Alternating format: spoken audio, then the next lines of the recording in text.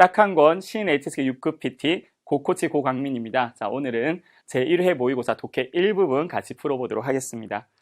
자, 1부분은 우리가 이제 그 독해 부분 중에서는 가장 어려운 부분이에요. 그쵸? 어려운 부분이어서 시간 우리가 배치상으로도 마지막에 풀기로 했었는데 특히 실력이 있으신 분들은 그래도 고득점을 받으려면 반드시 풀어야 되는 부분이었고 내가 초급자인데 합격을 하기 위해서라면 조금 버릴 수밖에 없는 그런 부분이기도 했었습니다. 하지만 오늘은 모의고사 풀이니까 풀이는 다 할 텐데 일단 이 1부분에서 답을 유추하는 방법은요. 무작정 읽는 것이 아니라 한 두 가지에 집중을 하시면 되는데요. 첫 번째, 이제 ABC를 봤을 때 빨리 보면서 선생님이 항상 강조했던 주요 어휘가 있는지 그 어휘가 틀렸는지 안 틀렸는지를 빨리 파악하는 게 중요하고 두 번째는 뭐라고 했었죠? 주술목을 나눠서 혹시 문장이 겹치거나 아니면은 없거나 혹은 혼잡으로 섞여 있거나 이런 것을 많이 찾으면 된다고 했었습니다. 원래는 제가 문제는 이게 답만 풀이하는 그 편인데 오늘은 이제 답이 나올 때까지는 같이 문장을 보면서 맞는 문장도 어떻게 이루어져 있는지 보고 답이 나와 있는 부분에서는 좀 더 확대해서 보도록 하겠습니다. 자, 51번 A를 보시죠. 자, A 같은 경우에는 市库门是最具上海特色的居民住宅라고 나왔어요. 일단 어떤 게 보이냐면요. 具特色, 그쵸? 그래서 특색을 가지고 있다는 뜻이야. 그러면 뭐냐면 지금 시가 나오면 항상 주어와 이 목적을 맞춰야 된다고 했었죠. 市库门이 뭐냐면 居民住宅, 그쵸? 서민주택이다. 별 문제가 없어요. 또 어떤 서민주택이냐면 상해의 특색을 가장 많이 가지고 있는 서민주택이다. 별 문제가 없죠. 그러면 패스. 자, B로 가겠습니다. 声波在沿直线传播时既然碰到障碍就会反射回来形成回声. 여러분 눈치채셨나요? 저는 벌써 눈에 거슬리는 게 있는데 일단 우리가 항상 전치사구인 뭐뭐 할 때라는 표현은 좀 묶어두라고 했었고요. 접속사가 나오면 좀 신경을 쓰셔야 돼요. 그쵸? 이 지란 지우의 문제인데 자, 요걸 좀 보도록 하겠습니다. 문제가 있는 것 같으니까요. 자, 보세요. 다시 한번 짜이시를 체크를 하고 지란 지우. 자, 지란 지우는 우리가 앞에서 많이 봤었어요. 어떤 내용이었죠?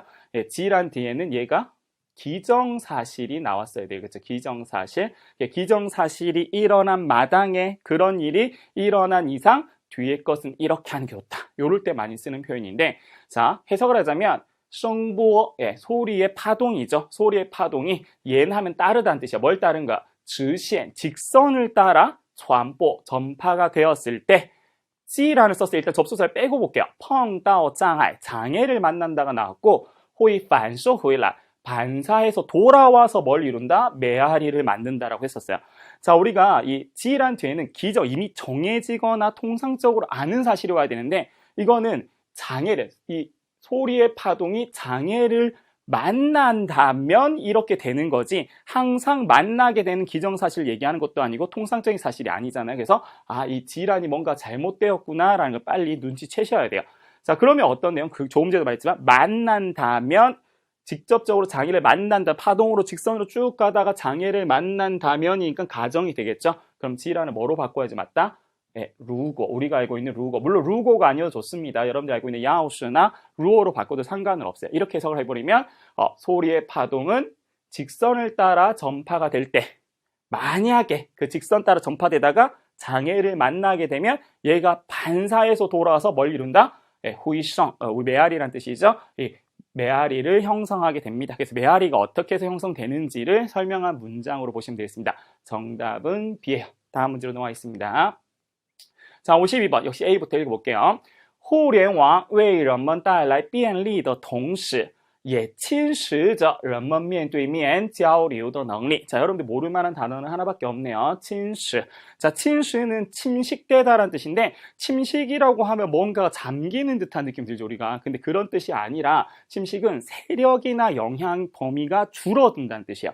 그럼 해석을 한번 해보면 이 인터넷이 사람들에게 편리함을 가져다주는 동시에 뭘 하고 있냐면 저를 썼으니까 지속상태예요. 사람들이 미엔对面, 면대면, 얼굴을 마주하고 교류하는 능력을 점차 좁혀 그런 만한 상황을 없애고 있습니다 라는 뜻이 되겠습니다. 자, 어려운 단어가 들어가긴 했지만 문제는 없어요. 특히 웨이 A, 따이, 라이, B 패턴 정확하게 쓰고 있거든요. 문제 없어요. 자, B로 한번 넘어가 보겠습니다.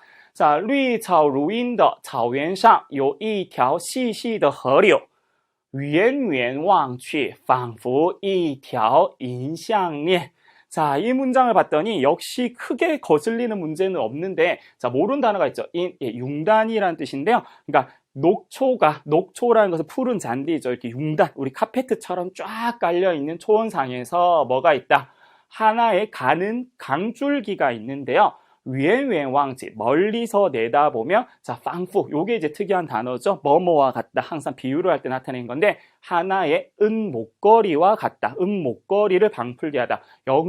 방불케 하다. 역시 틀린 부분이 없기 때문에 B는 문제가 없습니다. 자, C를 한번 볼까요? 그러면, 这首歌一下子勾起了他针对童年的回忆. 좀 문장 이상한 것 같아요. 어떤 부분이 이상한지 같이 살펴볼까? 자, 금방 제가 이 노래는 단번에 꼬치러. 자, 꼬치란 단어는 뭔가 이렇게 꼬가 꼭 낚싯바늘 같이 생겼죠. 이렇게 끄집어낸다는 뜻이 있거든요. 불러일으키다. 뭐를 불러일으키다로 많이 쓰냐면 바로 뒤에 있는 후이, 회상.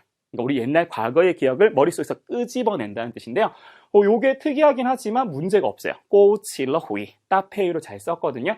문제가 되는 부분은 어떤 부분이냐면 6급에서도 필수 단어죠. 바로 이 부분, 쩐뚜이란 부분이에요. 자, 쩐뚜이란 단어는 무슨 단어냐면 어떤 것을 대상을 겨냥하거나 타겟으로 하다. 바늘 침자에 맞출 대자거든요. 그래서 바늘로 콕 찌르다 해서 정곡성이 있다. 이런 뜻으로 많이 쓰고 있는데 해석을 하자면 이 노래는 단번에 그가 이 어린 시절에 대한 기억을 불러냈다. 어린 시절에 대한.